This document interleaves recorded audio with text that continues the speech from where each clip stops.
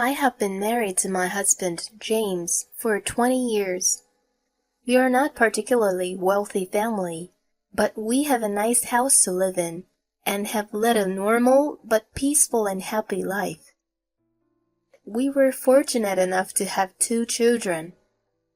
Our son, Tyler, is currently studying at a nearby college.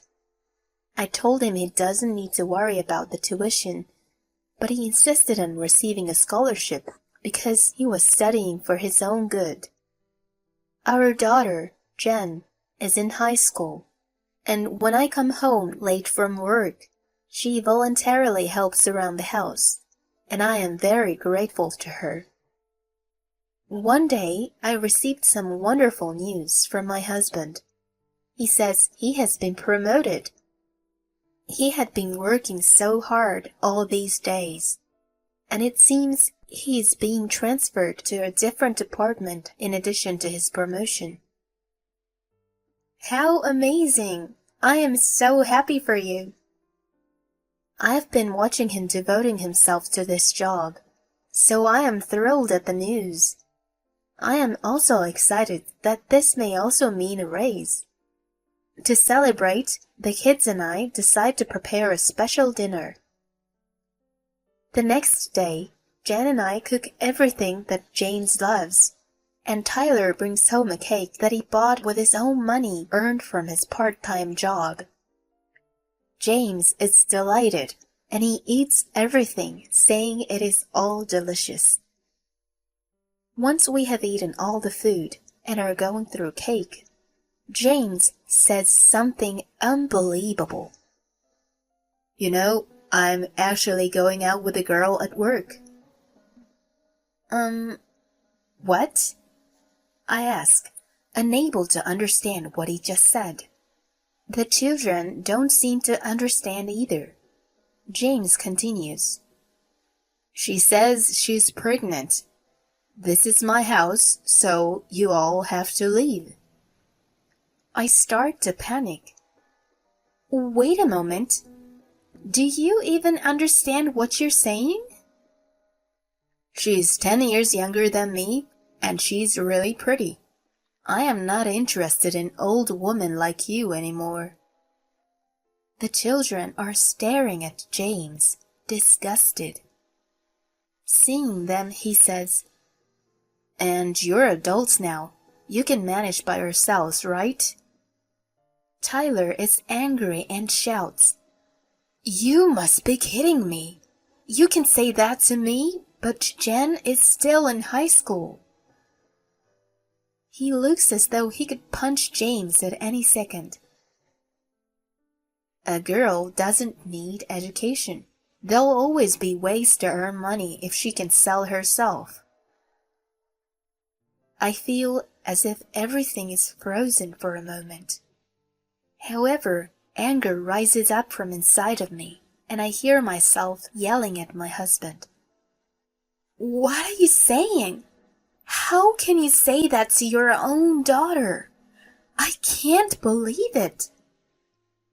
While I am shouting at him, I see Jen crying, and she runs to her own room. You are no father to me. I am leaving this house as you wish, but I'm never forgiving you for hurting Mom and Jen. Tyler then storms out, following Jen. James and I are left in the living room. A silence continues. After a while, James says, Okay, so that's that. I'll be generous, and I'm letting you stay 1 more week before you get out of this house. All right, but I'm taking custody of the children. I am having a new kid, so I have no use for them. You do as you wish. Okay then. Don't come complaining to me whatever happens, though. James answers without even looking at me. Are you out of your mind? I got a promotion. I get to live a wealthy life. I have a young and pretty new wife, and I'm going to live happily ever after. This was supposed to be a night for the family to celebrate James' promotion, But it became the night that everything we had built up until now completely collapsed.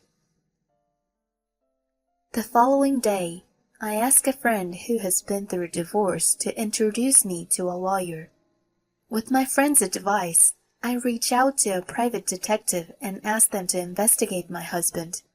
This also allows me to find out more about his lover. Apparently, she is a temporary worker at James's office. She does seem pretty, but I thought she had sort of calculated prettiness about her. I guess this is the kind of girl men tend to fall for. These are my thoughts as I listen to the report from the detective. Since then, I have rented a new apartment and moved in with my children. As I work full-time and because I have some savings, it is all working out somehow. Jan seemed to have calmed down now that we are away from James, and we are in a much better place than before. Once we have enough evidence, I talk to my lawyer and decide to have a discussion with my husband to talk about our divorce, with my lawyer attending as well. On the day of the discussion, I suggest to go to the house that we previously lived in and take my lawyer along. James snorts and says, "There's no need for a lawyer. You are always so dramatic, you know," and laughs, but I try to stay calm and to not react. However, inside my mind, I'm thrusting the table at my husband and beating him up with a chair. It seems his lover is already living in his house, and all the furniture and curtains that I chose have been replaced. Pink curtains with cute little flowers on them. She must have chosen them. Imagining her making these decisions, it makes me want to throw up.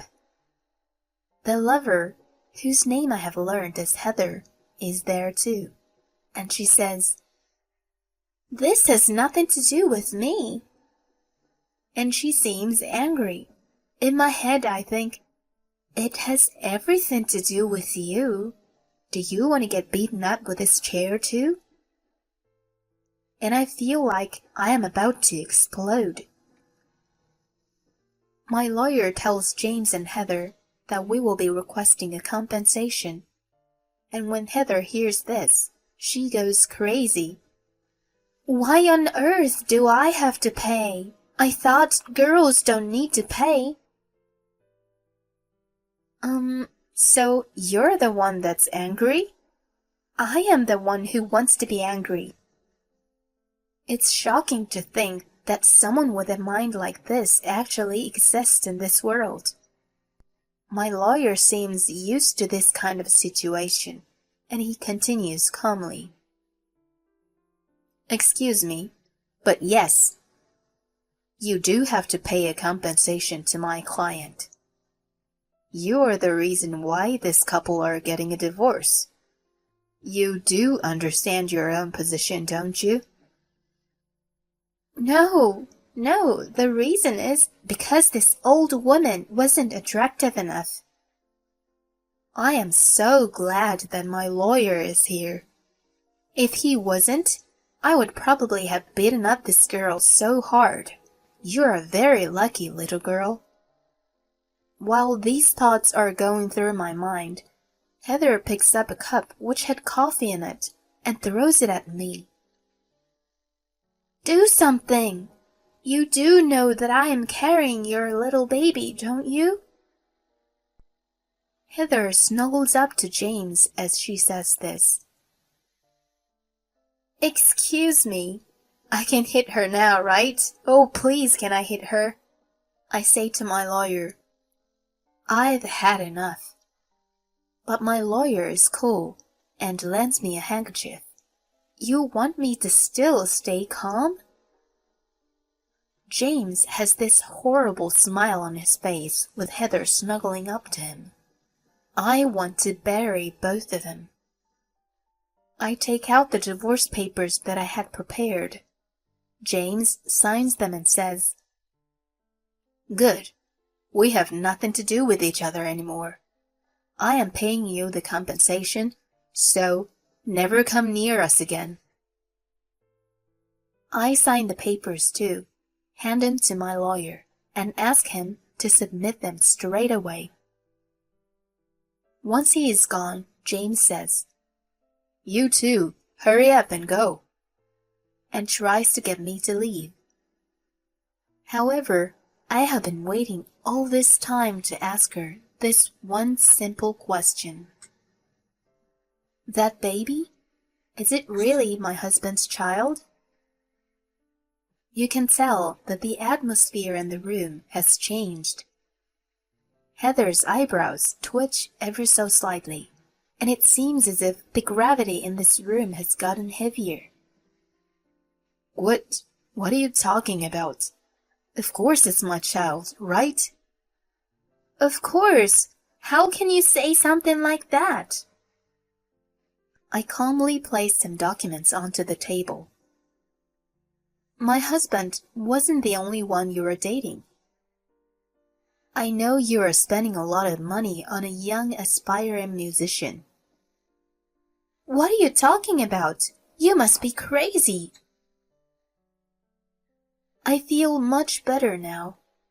I take a deep breath and say slowly and calmly, I had a detective look into you too.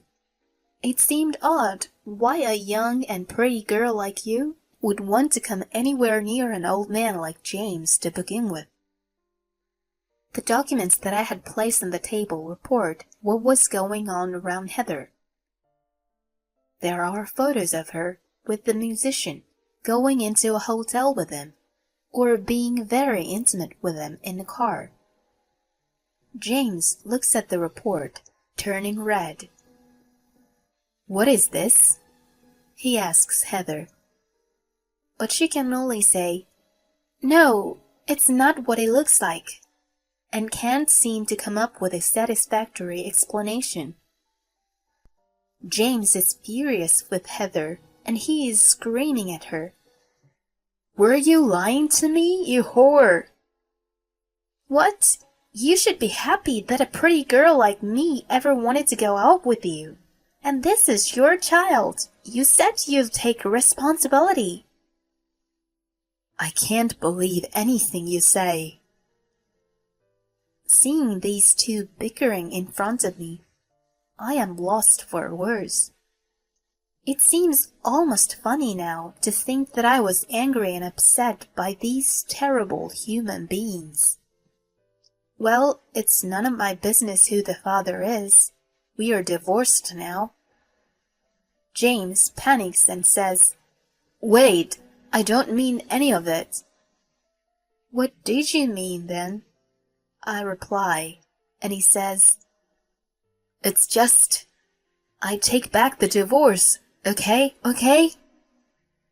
You just need to shut up. James has tears in his eyes, but I have nothing else to say to him. Goodbye. Wait! He is still begging me, and Heather is still screaming, but I leave the house. Later, I hear that Heather gave birth to a boy.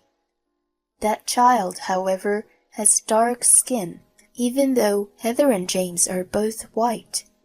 She insisted right until the moment of birth that this was James's child. I hear they both went crazy when they saw the baby. It seems Heather was not only going out with James and the musician, also white, but many other men as well, including an African-American man. We can only assume that this man was the child's father. Soon after this, James kicks Heather out of his house, and I hear that she returned to her parents' house. The compensation from Heather is paid to me by her parents, and I receive a word of apology through my lawyer. James has no place at the office anymore, and it seems he could not stand all the whispering about him any longer and quit. It's such a shame. He had just received a promotion. Well, he only has himself to blame, and I am just so concerned for the baby's future. I don't pity Heather at all, but I am just worried about the baby. James can't seem to find a new job, and he's paying me the compensation while working several part-time jobs day and night. I am living a happy life with my children. My son, Tyler, still says he wants to beat his father up. But each time he says this, I tell him that James is not worth it, and that would not be good for Tyler himself. He listens to me. My daughter, Jen, has recovered from the shock, and she is enjoying high school very much. I don't mind if my two children make some mistakes in life, but I hope they will grow up to be sincere and honest people.